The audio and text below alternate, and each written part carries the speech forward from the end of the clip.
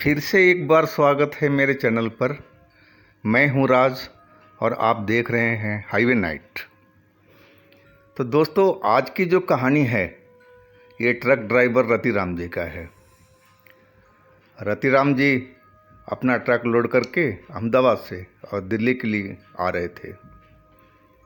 इनकी कहानी में जाने से पहले दोस्तों, जो हमारे नए दोस्त देख रहे हैं वो हमारे चैनल को सब्सक्राइब कर लीजिए, लाइक कर लीजिए और शेयर भी कीजिए।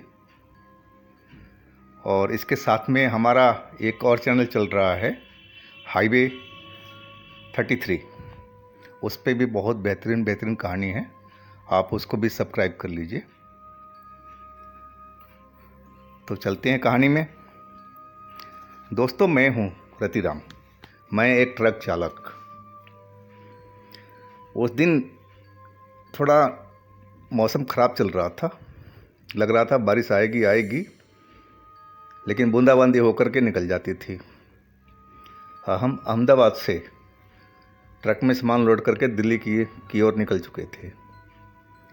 मेरे साथ में मेरा हेल्पर राम जी बहुत ही हंसमुख लड़का था। हर बात पर चुटकुला मारना, मजाकिया किस्म का लड़का था। उसके साथ में सफ़र आराम से कट जाता था हंसते हंसाते। तो हम निकल पड़े थे। रात का करीब 1:30 बज रहा था। तभी राम जी बोला, उस्ताद। यानी कि हाँ बच्चा बोल। उस्ताद कहीं चाय वाय तो पिलवा दो, नींद आ रही है, फिर कहो कि राम जी सो गया। वो हंसते हुए बोला, यानी कि हाँ रुक जा, देखते हैं आगे कोई ढाबा नज़र आने दे। बारिश तो मौसम हो चुका है, पता नहीं कब बारिश हो जाएगी। से ढाबा देखते चलते हैं, कहीं खुला मिले तो रोक लेंगे, चाय पी लेंगे। बोला हाँ उस्ताद। और हम ढाबा देखते चले। तब तक बारिश स्टार्ट हो गई थी और हम फिर भी ढाबा को देखते जा रहे थे। थोड़ी दूर चलने पर बाएं साइड में मुझे एक कम रोशनी वाला एक ढाबा नज़र आया। थोड़ा रोड से अलग हटके था। चलो बरसात में और कोई ढाबा मिले ना मिले, चलो चाय तो मिल ही जाएगी यहाँ पर। और हमने ट्रक वहाँ पर रोड के किनारे लगा दिया, क्योंकि अंदर ले जाने का जगह नहीं थी। और हम ट्रक से लॉक करके और दोनों राम जी और मैं ढाबे की ओर चल दिए। वो पेड़ों के झुरमुट में बना हुआ था ढाबा। लग रहा था लाइट नहीं थी, पेट्रोमैक्स जल रहा था वहाँ पर। तो पहुँचे हम। काउंटर पर कोई था नहीं, बर्तन भांडे तो रखे हुए थे। छोटा सा ढाबा था और अंदर में भी कमरे उसके बने हुए हैं, शायद उसी में लोग रहते होंगे, शायद ऐसा मेरा सोच था। मैंने आवाज़ लगाई, ढाबे पर कोई है भाई? 2-3 बार आवाज़ लगाने पर एक नौजुवक निकला, करीब 26-27 साल का, और अपना हाथ साफ करता हुआ आया। मैंने बोला भाई चाय वाय मिल जाएगी? तो उसने सर हिलाया। फिर हम वहाँ पर एक चारपाई थी पुरानी सी, उस पर जाकर के हम दोनों बैठ गए। राम जी बोला, भैया पानी वानी कहीं रखा हुआ है आपका? तो उसने एक साइड में इशारा किया। टेबल था वहाँ पर, जग रखे हुए थे, 2-4 जग रखा हुआ था। तो राम जी जाकर के जग उठा लाया। जग से हमने हाथ धोए और कुल्ला भी किया और फिर हम बैठ गए चाय के इंतज़ार में। वो फिर अंदर चला गया था, जिधर से आया था उसी साइड में चला गया था। वो पता नहीं कुछ काम कर रहा होगा, मैं यही सोचा। काफ़ी देर हो गया, तब नहीं आया।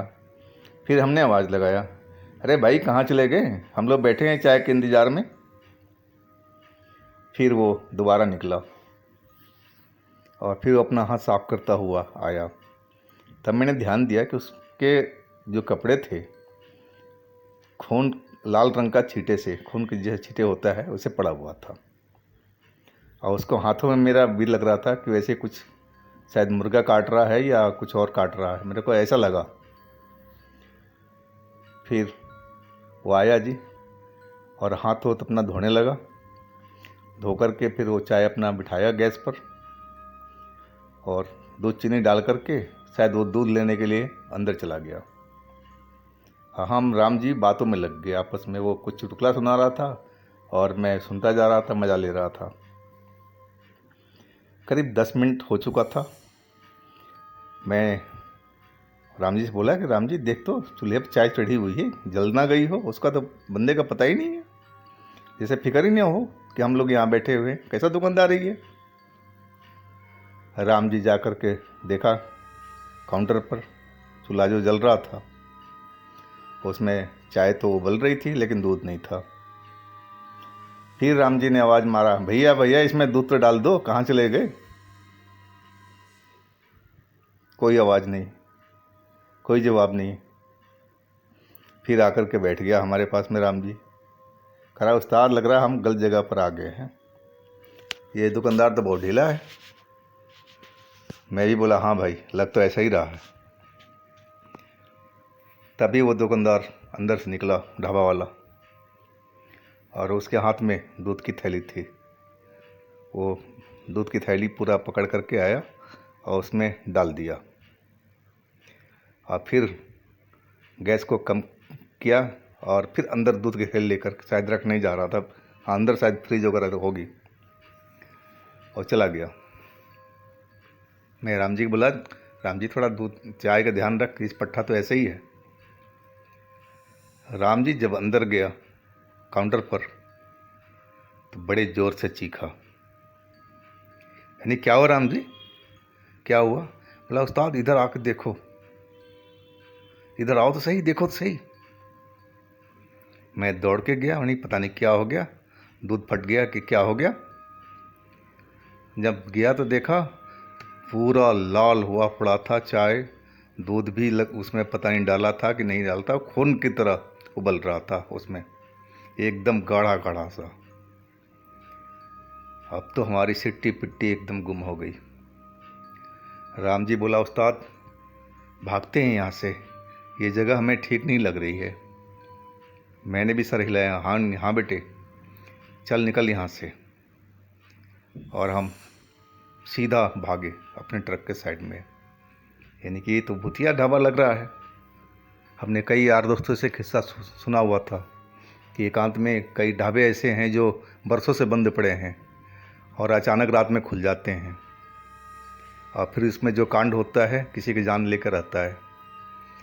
वही मेरे को एकदम दिमाग में आ गया, यानी कि राम जी भाग लो यहाँ से। और सीधा हम ट्रक में आ गए। और तभी वो अंदर से जो दुकानदार था ढाबे वाला, वो बाहर निकला। शायद हमें भागता देख लिया होगा या सुन लिया होगा, और सीधा काउंटर पर आया। काउंटर पर उसने देखा और इसके बाद हमारी तरफ देखने लगा। तब तक हम ट्रक के अंदर पहुंच गए थे। लेकिन सबसे बड़ी गलती हुई थी कि चाबी हमारा उस खाट पर रह गया था, और उसके बगैर ट्रक स्टार्ट नहीं हो पाती। तभी मैंने देखा कि जो दुकानदार था 25-26 साल का लड़का, उसका एकदम रंग बदलने लगा और वो एक जानवर में लगा कि परिवर्तित हो गया है। बड़े बड़े मुंह उसके, दांत, मुंह, आंखें मोटी मोटी सी होने लगी। उसका वो डरावना रूप देख करके तो हमें तो चीख ही निकल पाई। हम ट्रक के अंदर बैठे बैठे ढल गए थे। राम जी तो लगा जैसे कि एकदम कूद कर भाग जाएगा। मैंने उसका हाथ पकड़ रखा था कि राम जी बैठे रहो, नीचे मत उतरना। एकदम बुरा हाल था डर के मारे। अगर चाबी होती तो स्टार्ट करके हम ट्रक को भाग जाते यहाँ से, लेकिन बहुत बुरे फंस गए थे। अब तभी वो ढाबे वाला जो एकदम जानवर जैसा बन गया था, वो हमारी ट्रक के आसपास आने लगा। जैसे जैसे नज़दीक आता जा रहा था वैसे वैसे हमारे दिल की धड़कन बढ़ रही थी। राम जी बोला उस्ताद अब हमें ये छोड़ेगा नहीं, ये तो पूरा राक्षस है, ये तो इंसान का भेष बदल रखा था। डर के मारे हमारी आवाज़ नहीं निकल पा रही थी। बहुत मुश्किल से हम काबू किए हुए थे अपने पर। मैंने राम जी को समझाया, राम जी चुपचाप बैठा रहा, हिलडुल मत, आवाज़ मत कर। तभी वो जानवर एकदम ट्रक के पास में आ गया हमारा, और हमारी खिड़की के हाथ लगाया। हाथ लगाते ही पता नहीं क्या हुआ, वो दूर जाके गिरा। मैं समझ गया कि हमारी ट्रक में साईं बाबा का मूर्ति लगा हुआ है, और ये साईं बाबा का ही कृपा है कि ये इसे झटका खा कर के नीचे गिरा है। लेकिन राम जी, चाबी तू ला सकता है उठा करके? मैं डरते डरते पूछा। उसने मुंडी हिलाई अपनी, बोला नहीं उस्ताद, मैं नहीं जा सकता। मैंने फिर देखा कि जो गिरा हुआ था फिर वो अपने असली रूप में आने लगा, इंसान का रूप धरने लगा। यानी कि यही मौका है। और मैं फटाफट गेट खोला और दौड़ पड़ा खाट की ओर, और खाट से चाबी उठाई और सीधा मैं ट्रक के अंदर भाग के आया। जब मैं ट्रक में चढ़ रहा था तो वो इंसान मेरा पैर फिर पकड़ लिया। अब मैं एकदम चीखा दहशत से। अब मैं बहुत ज़ोर लगा रहा था, लेकिन वो मेरा पैर नहीं छोड़ रहा था। पता नहीं उसमें हाथी का ताकत था, बहुत ज़ोर से। तभी मैं राम जी को बोला, राम जी जल्दी आ बेटे, मेरी मदद कर। राम जी ट्रक के अंदर सरक करके स्टीयरिंग साइड में आया और इधर से उतरा। बोला मेरा हाथ पकड़ करके, उस्ताद जोर लगाओ, आओ जल्दी से। बहुत ताकत लगाना पड़ा, तब जाकर उसका पैर उसने हमारा छोड़ा। हमारी सांसें उखड़ रही थी, डर के मारे बुरा हाल था कि अगर हम इसके हत्थे चढ़ गए तो शायद वो मुर्गा नहीं काट रहा था, कुछ और ही काट रहा था, कि वही बेचारा फंस गया होगा, ये उसी को काट रहा होगा, तभी उसके कपड़े पर खून के छींटे पड़े थे। हमारा भी हाल तो वही होता जो ये अंदर में कर रहा था। और उसके बाद हम ट्रक स्टार्ट किए, और वो साइड में अभी गिरा हुआ ही था, इंसान के रूप में ही पड़ा था और चिल्ला रहा था, गुर्रा रहा था जानवर की तरह। राम जी बोला, उस्ताद ट्रक भगाओ यहाँ से, हाँफता हाँफता। मैंने ट्रक स्टार्ट किया और दौड़ा दिया। हम बैक मिरर में देख रहे थे, अभी वो नीचे ही गिरा हुआ था, जैसे उसको बहुत तगड़ा चोट लगा हो, बहुत गहरा जख्म हुआ हो उसको। साईं बाबा का जो मूर्ति से जो ट्रक में लगी थी, उसी का सब कारनामा था। साईं बाबा ने हमारी वक्त पर मदद किया और हमारी जान बचाई। उसके बाद तो हम रुके नहीं, चलते रहे। करीब 4 किलोमीटर बाद में हमें एक चमचमाती हुई ढाबा नज़र आया। वहाँ ट्रक भी खड़े थे और भी, यानी कि ये सही जगह है। और वहाँ जा कर के हमने ट्रक रोका, और ट्रक चालक जितने बैठे हुए थे,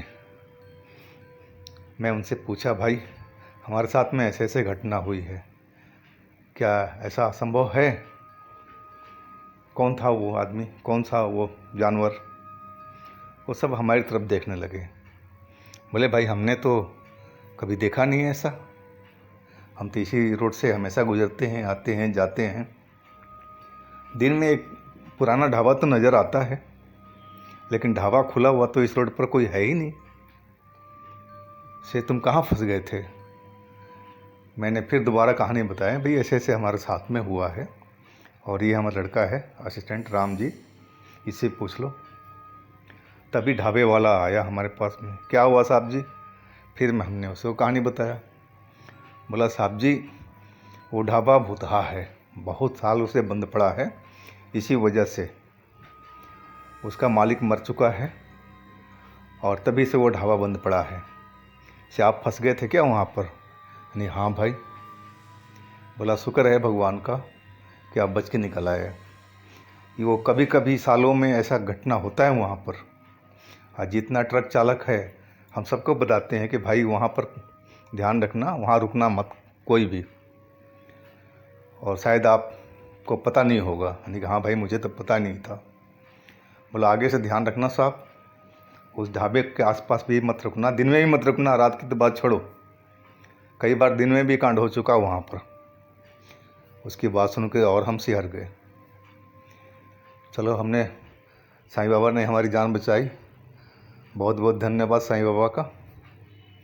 और हमने फिर गांठ बांध लिया कि किसी अनजान ढाबे पर हम नहीं रुकेंगे, ना चाय के लिए ना खाना खाने के लिए। तब से हमारा नियम बन गया, जहाँ भीड़ भाड़ हो रात के टाइम में खास करके, वहीं हम ट्रक रोकते हैं, नहीं तो नहीं रोकते हैं। तो दोस्तों, आज की कहानी हम यहीं समाप्त करते हैं। और हाँ दोस्तों, हमारे नए दोस्त हमारे चैनल को सब्सक्राइब करो, लाइक करो, थोड़े हमारी नए चैनल की मदद करो। आप लोगों की बहुत बहुत मेहरबानी होगी। और हमारा दूसरा चैनल जो हाईवे 33 है, उसको भी थोड़ा आगे बढ़ाने में मदद करो। और हाँ दोस्तों, आपके पास भी कोई ऐसी कहानी हो तो हमें इंस्टाग्राम पर ज़रूर शेयर कीजिए, हम आपकी कहानी ज़रूर बनाएंगे। तो फिर हम अगले दिन मिलते हैं एक नई कहानी में। अपना ध्यान रखिए, भगवान आपको खुश रखे, आबाद रखे। नमस्कार।